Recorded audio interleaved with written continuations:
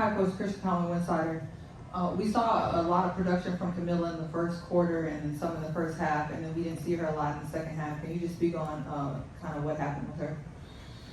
I thought our they were bringing crowds a little bit, but then I thought that also our early shot selection, we had too many possessions where we just didn't get enough movement, and it struggled to find its way inside to her. So, Coach, in that third quarter, you went with a lineup. I think it was like HBL, Allen, Mick, Ewell, and Maddie.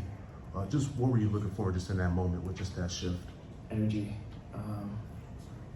Energy. I was looking for activity defensively, and then having a couple more downhill threats that can get into the paint and see if we can make the defense react and get something going. So, yeah, that was the thought.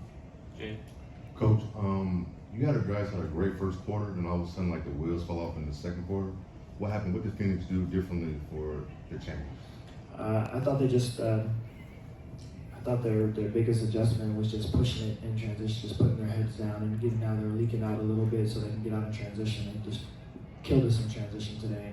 It wasn't really due to our turnovers tonight. Tonight was more of our shot selection, and we were just a little slow getting back in transition. So I think that's the predicament they put you in when they have someone like AT who at her position can handle and has that pace that she plays with, because she gets the board, and then her defender most of the time is around the paint and underneath the rim, and so when she's able to get the defensive rebound and push it in transition, puts a lot of pressure on your defense. And so I think in that second and third quarter, I think we struggled to put a stop to the bleeding when they started going on runs, and I think that was kind of the game.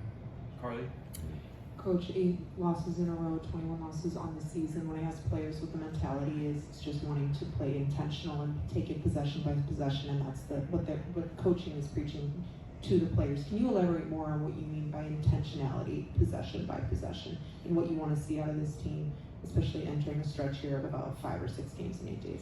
Yeah, it's attention to detail, but then it's also not letting one mistake lead to multiple mistakes. And so the intentionality is not letting a turnover or a bad shot affect our ability to get back in transition, or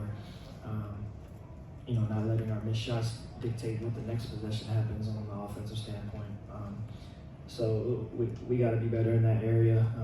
We've been decent at that over stretches of this season, but it showed its head at times too. So we got to be better in the moment of fighting through that adversity. Ricky, back row, you're right. You got Haley back today. It's been sort of a tough rookie season for her with the ankle injury, but what have you seen behind the scenes that should give fans optimism for her long-term development? I think her work ethic is something that is widely known about Haley, and I think that drive and that passion is what fuels her to be able to bounce back from moments from adversity, from moments like this with her injury. And so she wants to be out there for her teammates. Her teammates are excited to have her back. She continues to put in the work each day, and so I think it's only been a tough season for her from an injury standpoint. I think she's the moments where she's been able to play, she's really grown and she's really learned, and I think that that's only going to add to her longevity in this league and how she bounces back in season 2. Melissa. Hey, Coach. We saw that Sloot was here today. Has she been able to give you her impression of just this recent stretch?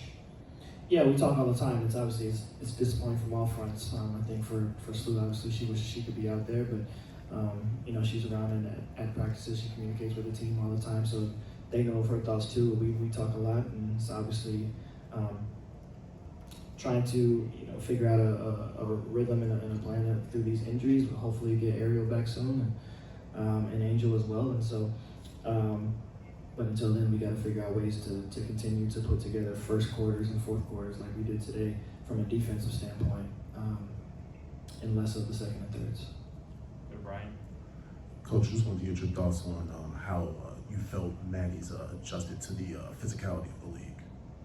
Really good. I think that sometimes, obviously, some of the tougher matchups against more of the vets at her position, but I think that when she's been able to go against other rookies or second, third year players that she has some familiarity with from playing against them in college or whatever, you kind of forget about that and going into a game, and then But the more minutes that she's had, the more opportunities that she's had, I think that she's grown more and more confident. And I think that her biggest adjustment coming into the league, and especially when you look at how preseason games went and how training camp went, it was just adjusting more to the pace of it. And so her position is a tough one. I think the best players in the league are at that spot at the 4. And so, we've experimented at times playing her at the 3.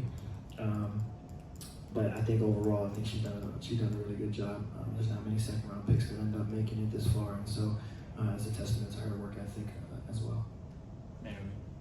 Hey Coach, when the players were in here, they mentioned that they're struggling with finding the will to win on a consistent basis. As a coach and someone who's been around basketball for a long time, how do you find ways to combat that, especially if it's something to do with the players' mentality and, they just kind of seem like they're defeated? So how do you get them to find the will to win? Yeah, I think that I think everyone has the will to win.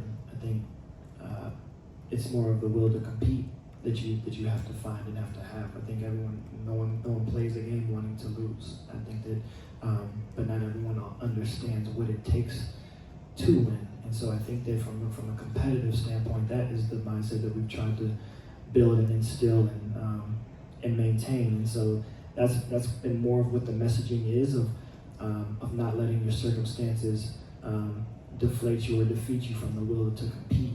And so if you give yourselves a chance to compete, then you give yourselves a chance to win. If you're only focused on the win, then you lose sight of what it takes to compete. And so I think that that's kind of been how we've been communicating it to our team, and I think they understand that.